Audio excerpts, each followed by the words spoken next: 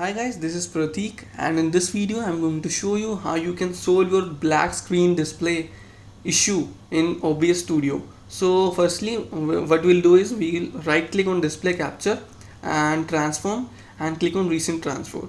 Okay, after that we have to go to graphics settings. So here what we have to do is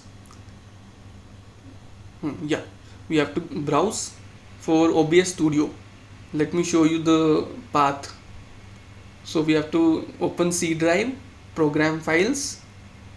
C drive, program files. After that, this OBS Studio, bin 64-bit. So from here we have to select OBS 64.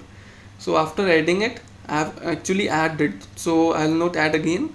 So after adding it, you have to click here, options, and select power saving. It will definitely work after this, or else you can do another step. Right click and open NVIDIA control panel. Okay, so click on program settings. Okay, so after that you have to click here and search for OBS Studio. So after selecting OBS Studio, you have to change the graphics.